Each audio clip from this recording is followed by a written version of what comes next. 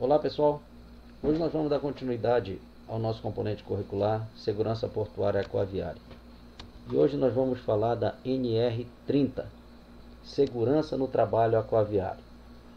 Vejam bem, a NR30 ela envolve os trabalhadores que atuam dentro das embarcações, ok?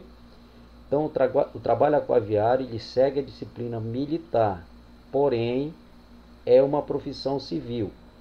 Por isso, todos os trabalhadores são contratados sobre o regime da CLT, Consolidação das Leis do Trabalho, e cumprem todas as mesmas regulamentações. Certo? Então, empresas responsáveis por atividades aquaviárias devem ter conhecimento da NR30, porque elas são obrigadas a se adequar, né, a essa NR. A norma regulamentadora 30 ela prima pela qualidade de vida dos trabalhadores, pela questão dos riscos ambientais e de acidente de trabalho e principalmente, tá, sobre o aspecto das multas trabalhistas e processos judiciais. Então vamos lá. A categoria de trabalhadores que atuam nas atividades a bordo da embarcação, elas vão estar regulamentadas exatamente nessa NR. A diferença que existe em relação aos demais trabalhadores é que aqui existem algumas atividades específicas que só eles podem fazer, dada a sua qualificação e é da natureza da sua atividade. Tá? O cumprimento da NR é obrigatório, tá?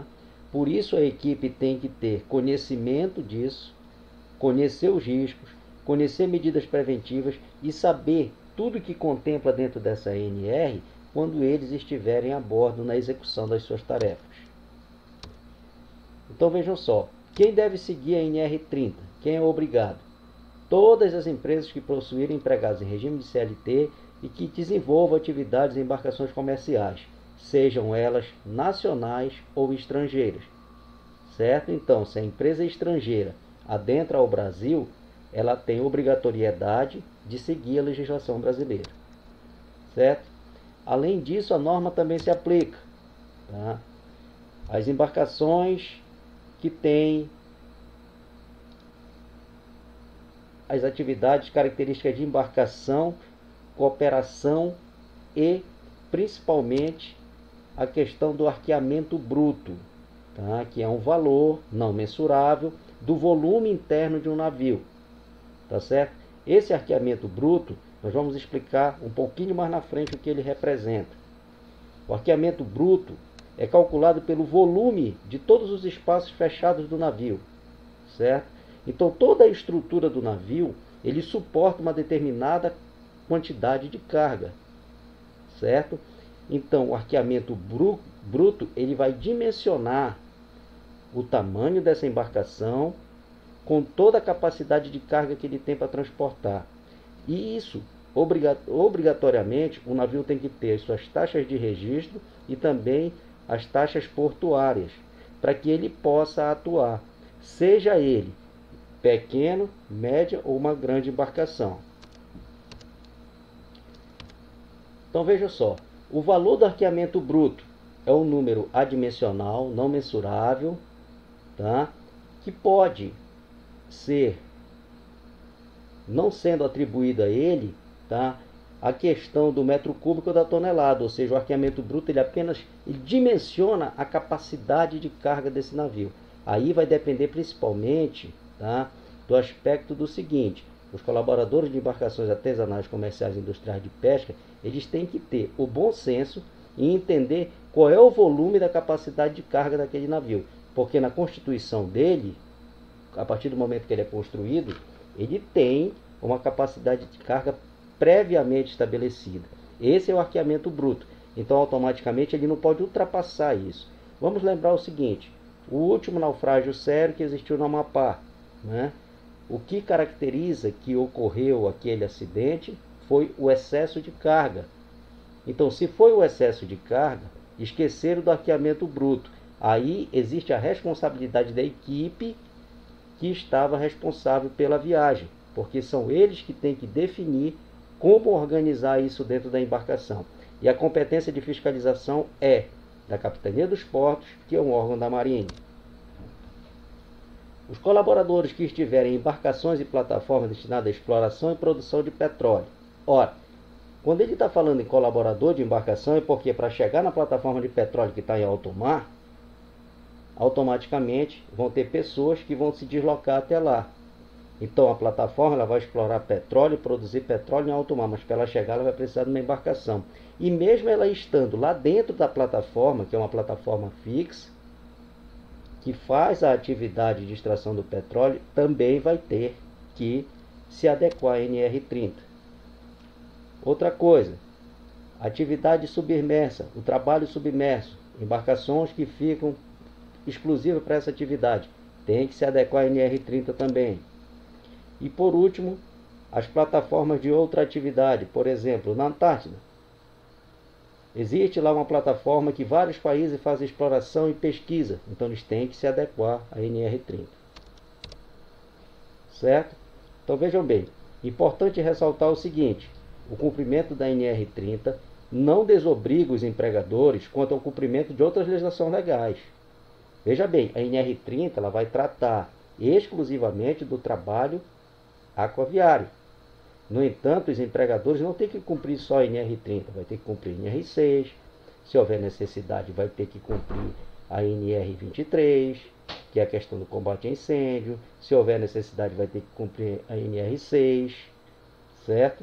Então, não é só a NR30, a NR30 é uma das obrigatoriedades que eles vão ter que seguir, tá?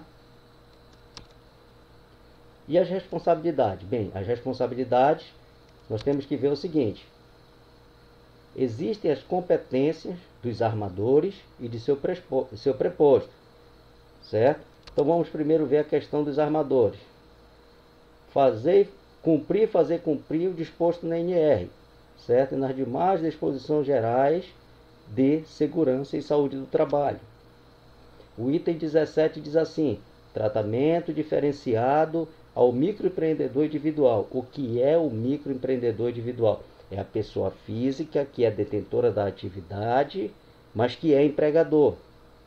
Existe também um aspecto da microempresa. O que é a microempresa? É a pequena empresa. E existe também o aspecto da EPP, que é a empresa de pequeno porte. Esses três tipos de empregadores, eles têm que ser diferenciados, tá certo? Mas eles também têm a obrigatoriedade de cumprir o dispositivo legal. E como começa isso? Disponibilizar aos trabalhadores as normas de segurança e saúde do trabalho vigentes, publicações e material instrucional de matéria de segurança e saúde e bem-estar a bordo. Tudo que tiver relacionado à viagem, ele tem que ser socializado, ele tem que ser disponibilizado para que a equipe possa ter o total conhecimento disso. A questão do PCMSO deve ser implementado, Programa de Saúde Médica e Saúde Ocupacional, certo? O PCMSO, que consta em R7, mas que é de responsabilidade fazer. Outra coisa, é necessário que as representações patronais ou de trabalhadores conheçam as estatísticas de acidentes e doenças relacionadas ao trabalho. Veja bem, estatística de acidente e ver qual é a consequência desse acidente. E as doenças que estejam relacionadas ao trabalho, porque as viagens são cansativas, às vezes são muito longas e não há um intervalo adequado entre uma e outra. Tá? Responsabilidade dos colaboradores para a segurança do trabalho aquaviário. Cumprir o disposto na NR1, tá? Disposições gerais, e demais disposições legais de saúde e segurança do trabalho, todas elas. Não existe distinção. Tá? O não cumprimento disso acarreta as penalidades previstas em lei. As dúvidas no decorrer da NR, eles são decididos pela Secretaria do Trabalho, ou seja, a Secretaria do Trabalho ela tem a responsabilidade de esclarecer todas as situações omissas e as dúvidas que existam relacionadas a essas NRs. Tá? E principalmente o seguinte, o oficial de serviço ou qualquer outro membro do grupo de trabalho deve observar as avarias ou deficiências observadas que possam constituir risco para o trabalhador ou para a embarcação. Veja bem, Diz aqui avarias ou deficiências, mas não significa dizer que são só as avarias e deficiências físicas, tá? Pode ser também as avarias sob o aspecto, tá, da condição da embarcação, se pode viajar ou não. Essa responsabilidade é do oficial de serviço. Então ele, no caso o comandante, é que vai ser o responsável por tudo que acontecer no decorrer dessa embarcação. E utilizar corretamente os EPIs e estar familiarizado com as instalações, sistema de segurança e compartimentos a bordo. Ok? Então, essa vai ser a primeira parte da aula, que nós vamos dar continuidade no outro capítulo.